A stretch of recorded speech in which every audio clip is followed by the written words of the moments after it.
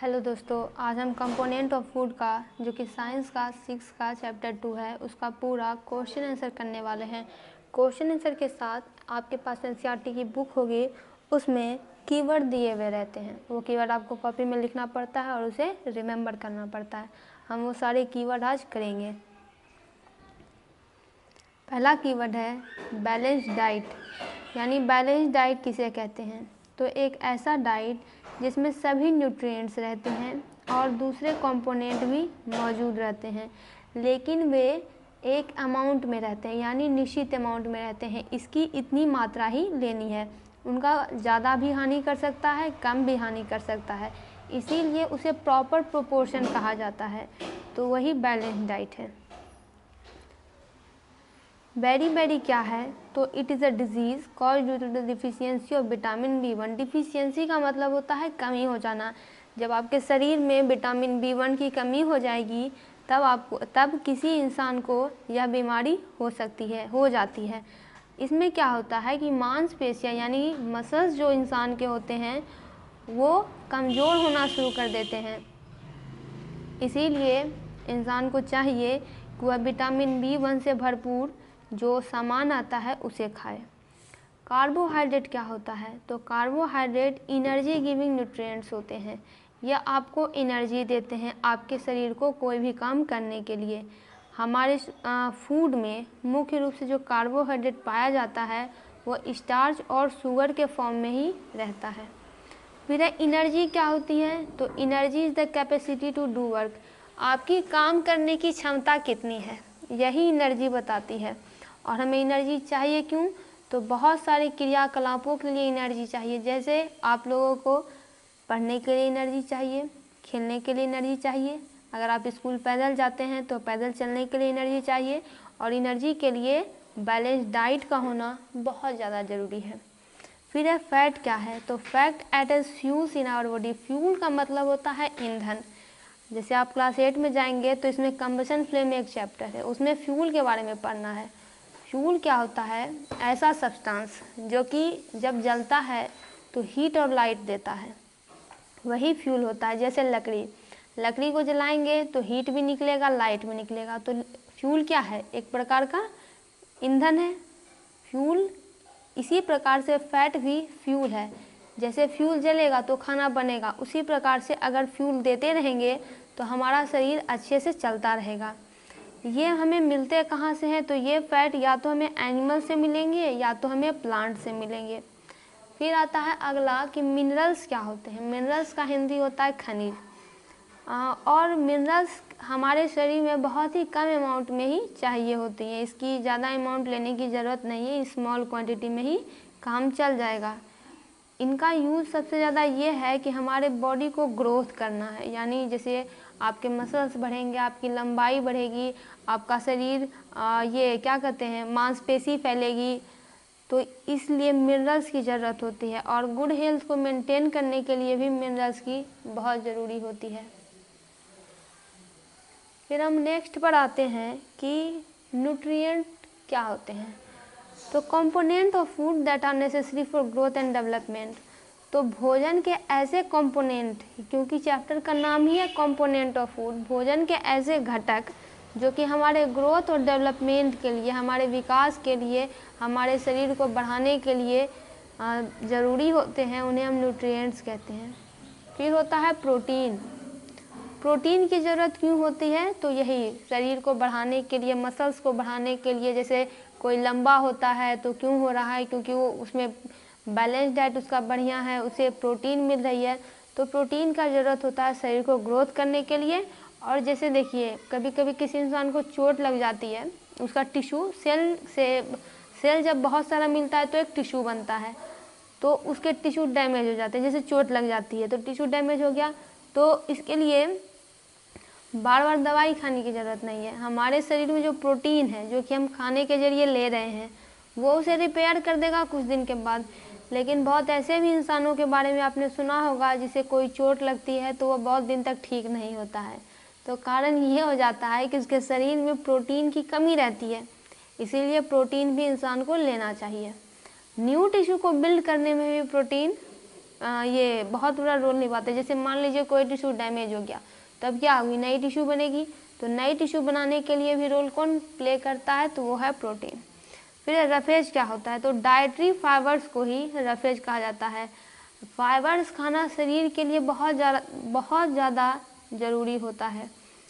Mainly provided by plant product, और मुख्य रूप से ये हमें प्लांट से ही मिलते हैं हमारे भोजन में। फिर होता है स्कर्वी। स्कर्वी तो बीमारी का नाम है। जैसे किसी के शरीर में जब विटामिन सी की कमी आ जाती है तब उसे ये बीमारी हो जाती है। ब्लीडिंग गम्स, जैसे दांत है आपके, उसे जो मांस थामा हुआ है मुंह का, वही हमारे गम्स होते हैं, वहाँ से खून निकलना शुरू हो जाता है। ये इसका मेन सिम्टम है। मान लीजिए अगर किसी को ये बीमारी हो गई तो वो कैसे जानेगा, तो उसके गम में ब्लीडिंग आनी शुरू होती है, खून आना शुरू हो जाता है, तो वो समझ जाता है और वो डॉक्टर के पास जाएगा। डॉक्टर उसे बताएंगे कि इसे स्कर्वी हो गई है, डॉक्टर उसका इलाज करेंगे, उसे विटामिन सी से भरपूर दवाई दे देंगे। स्टार्च क्या होता है, तो स्टार्च एक प्रकार का कार्बोहाइड्रेट ही होता है, और कार्बोहाइड्रेट क्या होते हैं, तो एनर्जी देने वाले न्यूट्रिएंट होते हैं। फिर अब विटामिन क्या होते हैं, तो विटामिन जो है बहुत ही इम्पॉर्टेंट न्यूट्रिएंट है। किसी भी अगर आपको विटामिन की कमी हो जाती है, या किसी भी इंसान को कोई भी विटामिन की कमी हो जाती है, तो उसकी कमी से उसे बीमारी हो जाती है, डिफिशियंसी डिजीज हो जाती है। बहुत सारे, एक टेबल भी बना हुआ है एनसीईआरटी बुक में, आपको उसे देख लेना है। हालांकि वो टेबल शायद 6 में है या नहीं पता नहीं, लेकिन वो 8 क्लास में है। फिर हम आते हैं एनसीईआरटी टेक्स्ट बुक एक्सरसाइजेज पे। देखिए क्वेश्चन तो बहुत ईजी है। Major nutrients in our food, हमारे भोजन में मौजूद मुख्य न्यूट्रिएंट के नाम बस आपको बताने हैं। तो क्या हो जाएगा, carbohydrate, protein, fat, vitamin, mineral, roughage and water are essential nutrients in our food. या फिर आप इसे ऐसे लिख सकते हैं, नंबर 1 में दे देंगे कार्बोहाइड्रेट, नंबर 2 में फैट। हालांकि कोई दिक्कत नहीं है, मार्क्स आपको पूरे मिलेंगे। फिर है कि नेम द फॉलोइंग, यानी उस न्यूट्रिएंट्स का नाम बताइए जो मुख्य रूप से हमें एनर्जी ही देता है। तो एनर्जी देने का काम कौन करता है, तो कार्बोहाइड्रेट करेगा और फैट करेगा, तो कार्बोहाइड्रेट, फैट। दूसरा है कि उस न्यूट्रिएंट्स का नाम बताइए जिसका यूज की ग्रोथ और मेंटेनेंस के लिए चाहिए, तो उसके लिए प्रोटीन है। फिर है गुड आईसाइट, आईसाइट यानी कि आपकी आँख अच्छी हो, आप देख सकें आँख से, मेंटेन करें, तो ये होता है विटामिन ए करता है। अगर आप हरी साग सब्जी खाते हैं, दूध खाते हैं, तो आपकी आँख बहुत अच्छी रहेगी। लेकिन अगर आप विटामिन ए से भरपूर सामान नहीं खाते हैं, जैसे ग्रीन लीफी वेजिटेबल नहीं खाएंगे, दूध नहीं पिएंगे, तो एक टाइम के बाद क्या आएगा, आपकी किसी भी इंसान की आंखें ख़राब होनी शुरू हो जाती है, और फिर वो ठीक भी नहीं होती है, चश्मा लगाना पड़ता है, फिर उसका पावर बढ़ता जाता है। तो इससे बेहतर है, यहाँ तक पहुँचने से बेहतर है कि हरी साग सब्जी खा लें और दूध भी पी लें।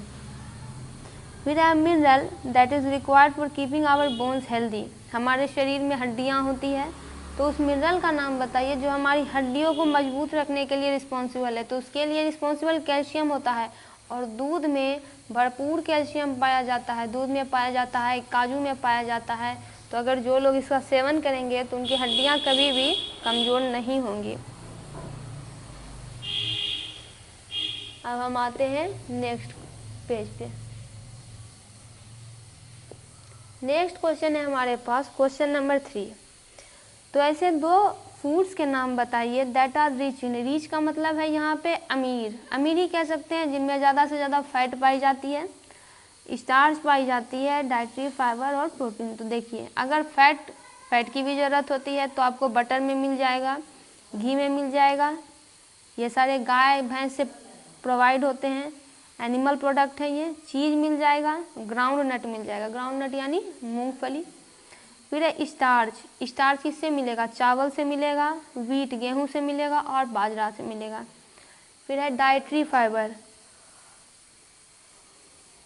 डाइटरी फाइबर किससे मिलेगा, पपीते से मिलेगा, स्पाइनस से मिलेगा, कैबेज से मिलेगा, भिंडी से मिलेगा, और वैसे ग्रेन जो कि स्प्राउटेड होते हैं। स्प्राउटेड का मतलब आप जानते होंगे, जैसे उन्हें जब आप पानी में दे देते हैं और कुछ समय के बाद निकालिएगा, जैसे रात को दे दिए और सुबह में निकाले, तो देखिएगा उसमें वाइट जो है थ्रेड लाइक स्ट्रक्चर निकलने लगते हैं, और क्योंकि और वो फूल भी जाते हैं, तो यही होते हैं स्प्राउटेड ग्रेन। मूंग में ऐसा होता है।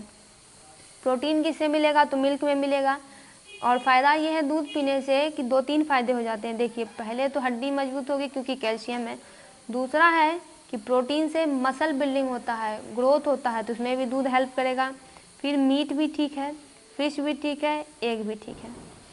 अब हम आगे बढ़ते हैं। आगे क्वेश्चन है हमारे पास कि उस स्टेटमेंट में टिक करना है जो कि करेक्ट है। अब देखिए, यहाँ पे आपको एक गलती नहीं करनी, यहाँ पे आपको ट्रू फॉल्स नहीं लिख देना है।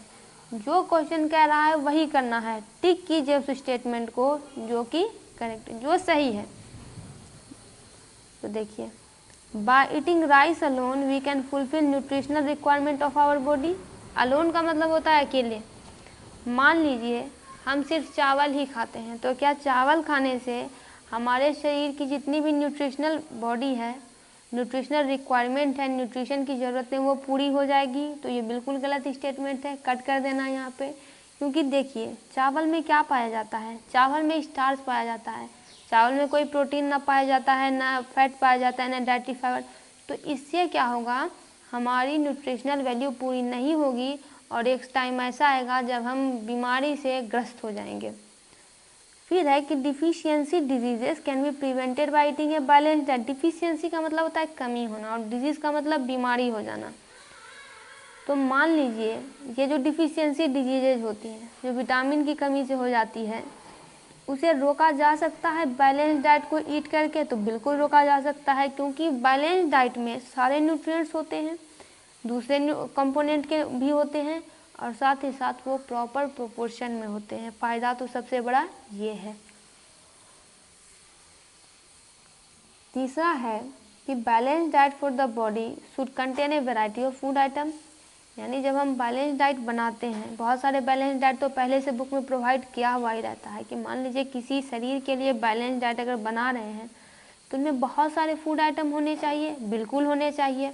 नहीं तो एक ही प्रकार के फूड आइटम खाते खाते मन भी उब जाता है। तो ये सही स्टेटमेंट है। फिर है कि meat alone is sufficient to provide all the nutrients to the body. क्या मीट खाने से, मांस खाने से हमारे शरीर की सारी रिक्वायरमेंट पूरी हो जाएगी? तो नहीं, ये भी इनकरेक्ट है। क्योंकि देखिए, अगर एक ही चीज़ से, हम इसे ऐसे भी समझ लेंगे कि अगर एक ही चीज़ से सारी रिक्वायरमेंट पूरी होती तो क्या दूसरा चीज़ कभी आता? तो देखिए, मीट में क्या पाया जाता है, प्रोटीन पाया जाता है, डाइटरी फाइबर नहीं पाया जाता, स्टार्च नहीं पाया जाता, फैट भी यहाँ नहीं है। तो मीट से है सिर्फ हमें प्रोटीन ही मिलेगा, दूसरे चीज़ लेने के लिए हमें दूसरे सामान खाने पड़ेंगे। अब हम आते हैं क्वेश्चन नंबर 5 पे, जो कि है fill in the blanks. Fill का मतलब होता है भरना, ब्लैंक का मतलब खाली, यानी ऐसे जगह जो यहाँ पे खाली पड़ी है उसे आपको भर देना है। जैसे देखिए, dash is caused by the deficiency of vitamin D. यानी विटामिन डी की कमी अगर किसी के शरीर में हो जाती है तो उसे कौन सी बीमारी हो जाएगी? उसे रिकेट हो जाएगी। Deficiency of dash causes a disease known as बेरी। किसकी कमी हो जाएगी तब इंसान को एक बीमारी पकड़ लेती है जिसको बेरी कहते हैं, वो होता है विटामिन B1। अब आप सोच रहे होंगे कि विटामिन B1 क्यों? क्योंकि विटामिन B1 के भी बहुत सारे टाइप होते हैं, B6, B12 ऐसे करके, इसीलिए यहाँ पे B1 ही आपको लिखना है। कि deficiency of vitamin C causes a disease. Deficiency यानी अगर विटामिन सी की कमी हो जाती है तो कौन सी बीमारी होगी? स्कर्वी हो जाएगी। नाइट ब्लाइंडनेस का मतलब होता है रतौंधी, आंखों से दिखना बंद हो जाता है। ये किसकी कमी की वजह से होगी? तो विटामिन ए की कमी से हो जाएगी। दोस्तों, इसका पूरा क्वेश्चन आंसर कंप्लीट हुआ। हालांकि यहाँ पे बहुत सारे अदर इम्पॉर्टेंट क्वेश्चंस भी हैं। अगर आप कमेंट में बताएं कि आपको वो इम्पॉर्टेंट क्वेश्चन भी चाहिए तो आपको ज़रूर प्रोवाइड कराए जाएंगे।